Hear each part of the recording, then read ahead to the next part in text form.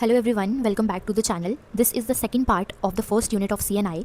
The name of our first unit is Colonialism and Nationalism. Part 1 has already been uploaded. This is part 2.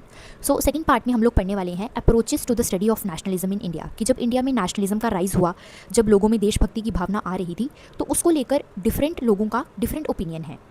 For example, जो different historians थे उनका अलग view point था, अलग opinion था Indian nationalism के rise को लेकर.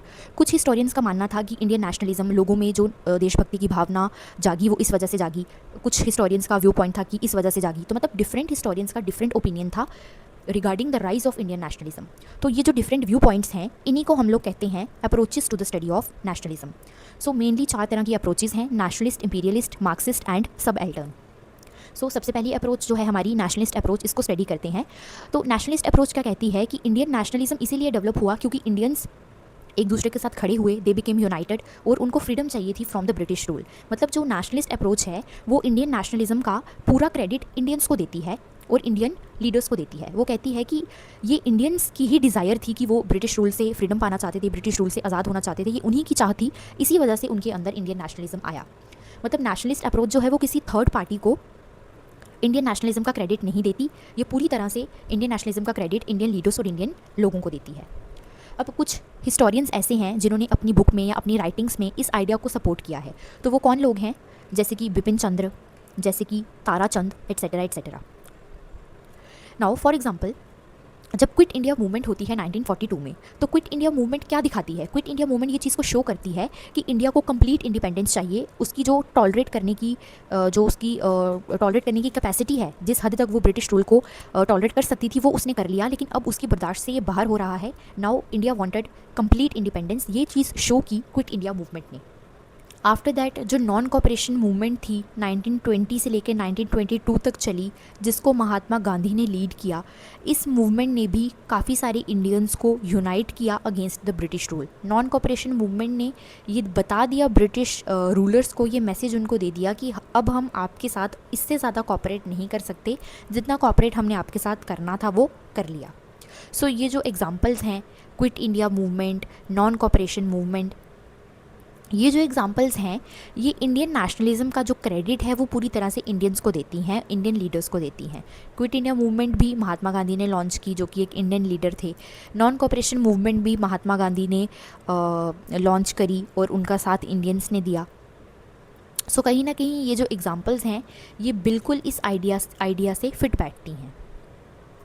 उसके बाद आते हैं हमारे कुछ मेन आइडियाज़ कि इंडियंस जो थे उनका एक कॉमन गोल था, जो कि था फ्रीडम. इंडियंस को बस ये पता था कि उनको कुछ भी करके ब्रिटिश रूल से फ्रीडम चाहिए.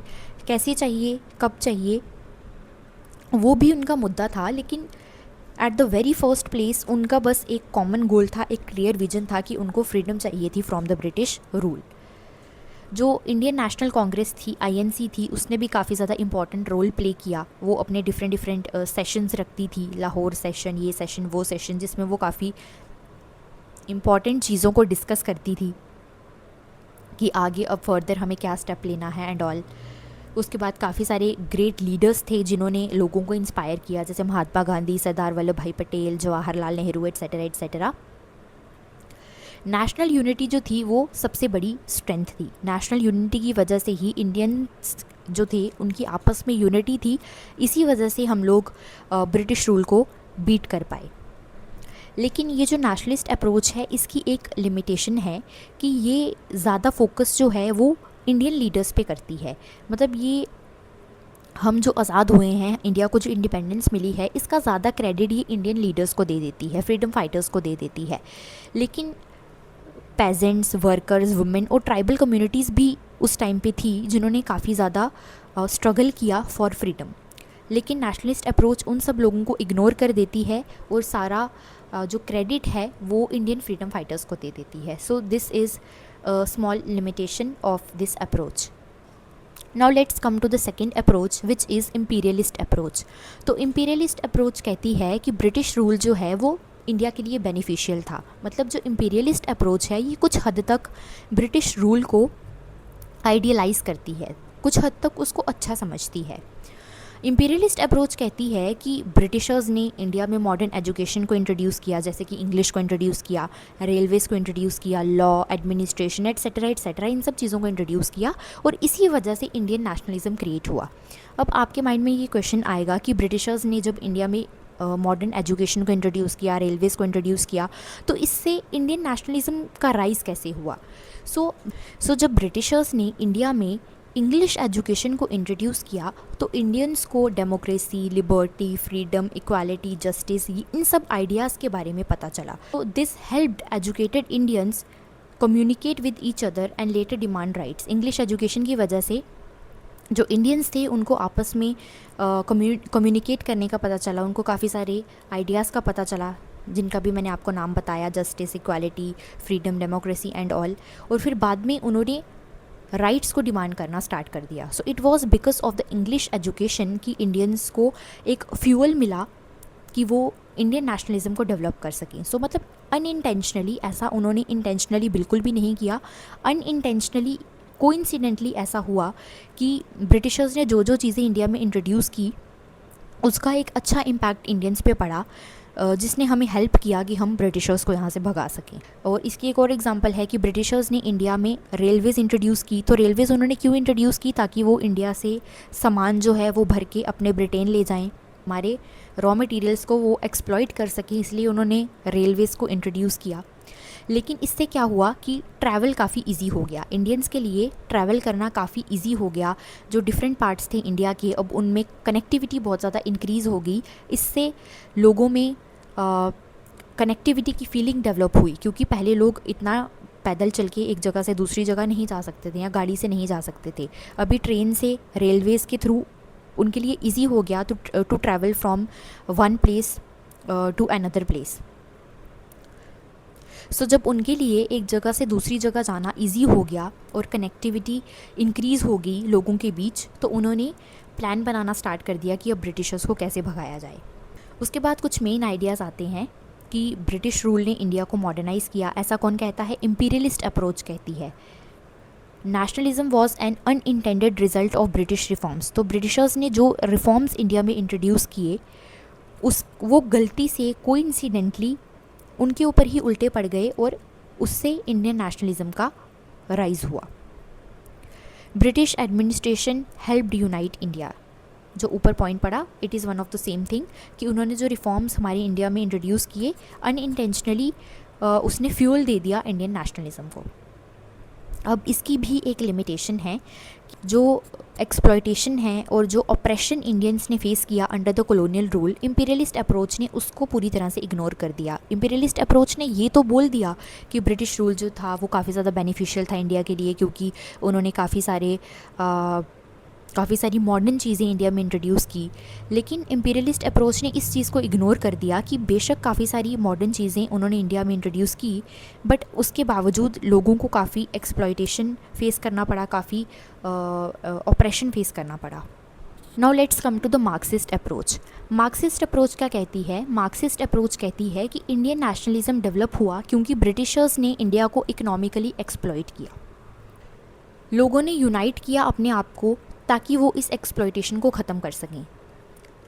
इन ईजी लैंग्वेज और इन शॉर्ट, जो मार्क्सिस्ट अप्रोच है वो कहती है कि इंडियन नेशनलिज्म इस वजह से डेवलप हुआ क्योंकि ब्रिटिशर्स ने इकोनॉमिकली इंडिया को एक्सप्लॉइट किया और इंडियंस ने ये चीज़ को देखा कि हमें इकोनॉमिकली एक्सप्लॉइट किया जा रहा है। उनके अंदर गुस्सा आया और इसीलिए उनके अंदर नेशनलिज्म की भावना आई। तो जिन हिस्टोरियंस ने अपनी बुक्स में या अपनी राइटिंग्स में इस आइडिया को सपोर्ट किया है वो है आर.पी. दत्त और ए.आर. देसाई। ब्रिटिशर्स के टाइम पे काफ़ी हैवी टैक्सेस लिए जाते थे पुअर पेजेंट्स से, पुअर फार्मर्स से। वो इतने ज़्यादा टैक्सेस नहीं दे पाते थे।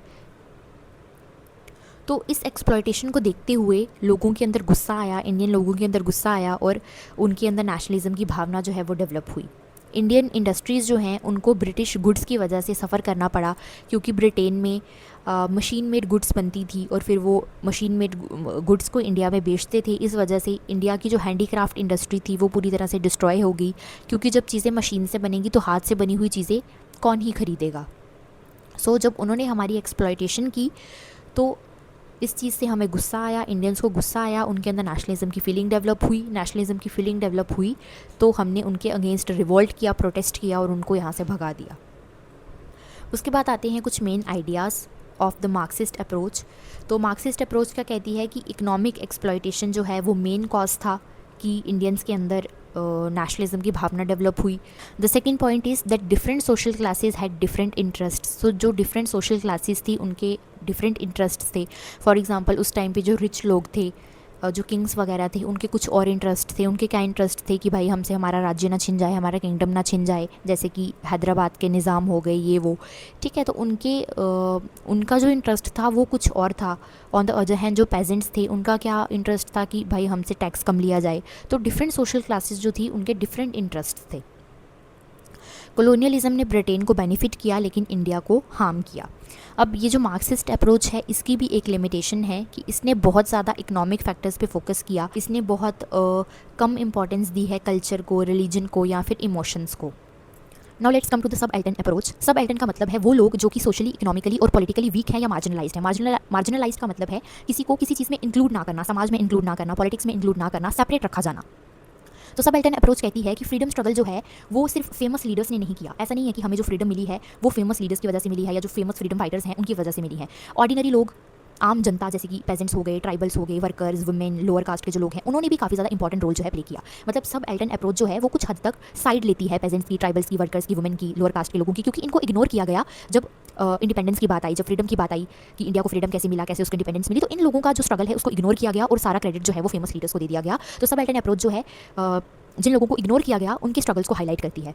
तो जो हिस्टोरियंस इस आइडिया को सपोर्ट करते हैं वो है Ranjit Guha, Shahid Amin, Gyanendra Pandey et cetera et cetera. For example ऐसा नहीं है कि सिर्फ फेमस लीडर्स ने ही स्ट्रगल किया है, काफ़ी सारे ट्राइबल रिवोल्ट्स हुए हैं अगेंस्ट द ब्रिटिश रूल, काफ़ी सारी पेजेंट मूवमेंट्स हुई हैं डिफरेंट रीजन्स में, काफ़ी सारे पेजेंट्स ने, काफ़ी सारे फार्मर्स ने भी ब्रिटिश रूल के अगेंस्ट रिवोल्ट्स करी है, मूवमेंट्स करी हैं, प्रोटेस्ट करी हैं। Local protests that were not directly controlled by Congress leaders. ऐसा नहीं है कि जितने भी प्रोटेस्ट हुए हैं सबके लीडर कांग्रेस के लीडर्स ही रहे हैं या सबके लीडर कुछ फेमस पर्सनालिटीज़ ही रही हैं, ऐसा नहीं है। काफ़ी सारे प्रोटेस्ट ऐसे थे जिसमें लोकल लोग भी जो थे वो लीडर्स थे। उसके बाद कुछ मेन आइडियाज़ है सबअल्टर्न अप्रोच के कि जो ऑर्डिनरी लोग थे, आम लोग थे, उन्होंने खुद अपने तरीके से जितना वो लड़ सकते थे अगेंस्ट द ब्रिटिश रूल वो लड़े। Nationalism was also built from below, not only from the top. ऐसा नहीं है कि नेशनलिज्म जो है उसको सिर्फ फेमस लीडर्स ने डेवलप किया या उन्होंने ही नेशनलिज्म के आइडिया को स्प्रेड किया, बल्कि जो नॉर्मल लोग हैं, ग्रास रूट लेवल पे जो लोग हैं, पेजेंट्स हो गए, ट्राइबल्स हो गए, उनका भी काफ़ी योगदान है नेशनलिज्म में, और लोकल स्ट्रगल्स जो हैं वो भी काफ़ी इंपॉर्टेंट थे। इसकी लिमिटेशन क्या है कि ये बहुत ज़्यादा फोकस कर देता है पेजेंट्स पे, ट्राइबल्स पे, वर्कर्स पे। मतलब इनको हाईलाइट करना अच्छी बात है, लेकिन ये बहुत ही ज़्यादा ओवर हाईलाइट कर देता है बाकी लोगों के स्ट्रगल्स को, और नेशनल लीडर्स जैसे कि गांधी, महात्मा गांधी, जवाहरलाल नेहरू, उनको कभी कभी कम इंपॉर्टेंस देता है जितनी वो डिजर्व करते हैं। सो दैट्स इट, आपकी जो यूनिट 1 है वो कंप्लीट हो चुकी है। Thank you so much for watching this video. Please like and subscribe to the channel.